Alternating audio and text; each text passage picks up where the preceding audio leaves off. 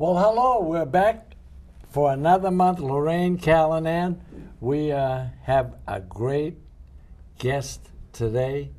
How lucky can we get? Yep. Bob Lobel from Channel 4, CBS. Lorraine, how lucky can I get? This is amazing to have you here. No, We've watched you for so many years. Well, thank on you. television. I never dreamed that I'd get such a popular man in the sports Jim, field come on. with us. Really. No, I'm thrilled to be but here. We Thank were you. lucky to have a few people from other channels. We had Curtis, Chet Curtis. Great guy. And Mish Michaels. Mish, she works with us. You know, I love Mish. She's really... She's real down to earth. She's great. She's adorable. Absolutely, yeah. And she's got a lot to bring to the table when it comes to weather. Very nice personality. In fact, I have nothing to bring to the table. Oh, so. you have a lot to bring. Well, you think I do, but in fact, we'll see how the interview goes. I was watching you last night on TV and about the Patriots winning their 13th game. Right. Isn't that amazing? Amazing. They're an amazing team. And I have to remember to mention that I'm a member of Local 103, and I noticed that they're IBEW, right? Yeah, electrical workers. Yes, that's it. That's it. So tell us about the thrills of being a sports announcer for all these years. You should be very proud. I think it's the best time in Boston for the sportscasters. I really do. They get the Patriots, the Red Sox, the Revolutions, the Celtics, and they even make movies in Boston now too. Well, the best part about it, it got me on this show. Oh, what a wonderful compliment. Yeah.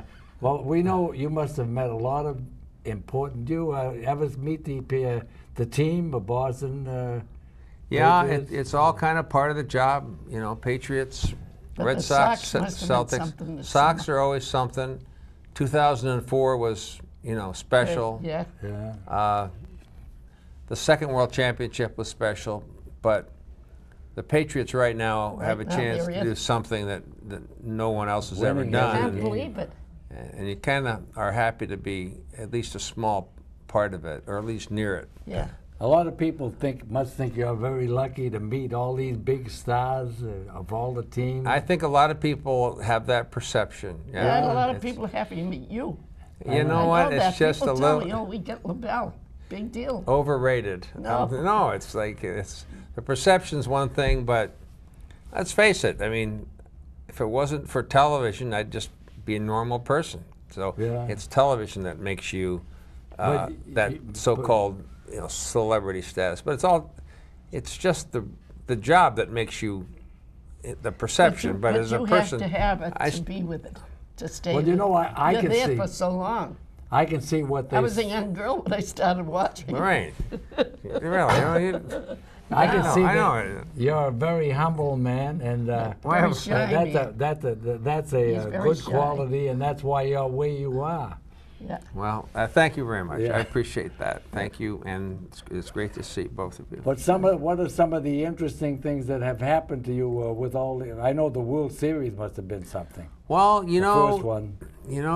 Jim, there have been so many things over the years. The chance to have Bobby Orr and Larry Bird and Ted Williams in the studio at the same time was memorable. Yeah. Larry Bird. They're just to see them play, and I don't think we appreciated it at the time. I did through my kids because I didn't know anything. But you know, Lorraine. Great. Right now, at my stage in the career, I'd kind of like to appreciate what I'm watching and doing a little more than I did, and I think I am. I think I can appreciate the Patriots now. And we get old enough to appreciate things more, right? I think that's true. I think we get, a little wiser, a little, we kind of pay attention to life a little more than it's we like normally. me when I see my first snowstorm for the winter. I say, "Thank you, God, for letting me see another snow," because I never know from year to year. You know what? You're doing great. And I don't like snow. But it is. This is one of the best years for sports for Boston and New England. It is.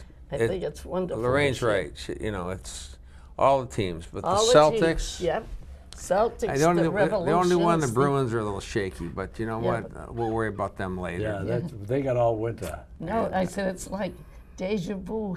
My kids aren't living at home anymore, but the Celtics and everything. And I said, my God, they'd be screaming around the house. You know what? It's like sports are like a big storm. They kind of, when teams win, they bring people together. Oh, Yeah. that's right. And you know what it's like if you hear like a big nor'easter's coming up the coast? Well, everybody kind of has that same common feeling, and it kind of brings people together. Not that we're wishing for any disasters or anything else, but it's a common thing. And with the teams winning, people kind of feel the same way. It's the same with the Red Sox. It brings people together in a very unique way. Yeah. So I think there's a lot of benefit to that. That's what I It say. gives I don't know people a something diddly. to talk about in common. Right. That's why, especially today with television, people forgot how to talk to one another. So at least now you meet somebody, you can say, well, let's talk about sports. You know, Jim, we were just discussing this the other day about no cell phones, cell phones. Yeah. And how did people ever get along 15 years ago with no cell phones? That's right. Look at You them. know, and it's been such a short time. What I find is that they're over in Iraq and they can call home.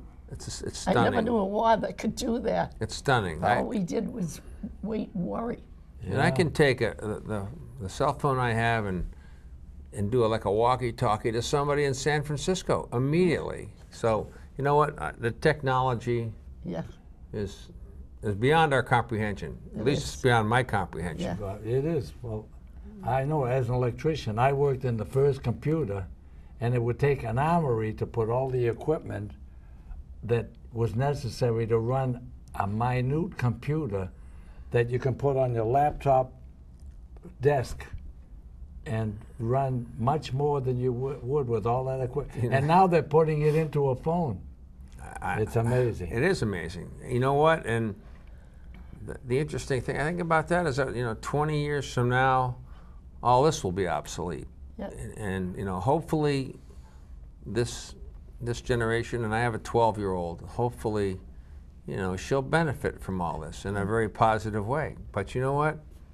There are no guarantees. No, there are no guarantees. I wish things would go back to like they were in the 30s, even with the Depression. I had the gall to get married then. And the 40s, the 50s, I don't like the last few. Well, it's a simpler time. Things seem to be simpler and slower. And you had nothing, but you were very happy I think, with nothing. yeah, I think there's a lot to be said for that. We don't have time to be happy. No. We've forgotten how to be happy. That's right. I But think that's Everyone's in a hurry. well, you make a lot of people who have no interest. A man like you, who Makes them interested. announces sports, makes life interesting because you're giving them all the scores. You're bringing out the highlights.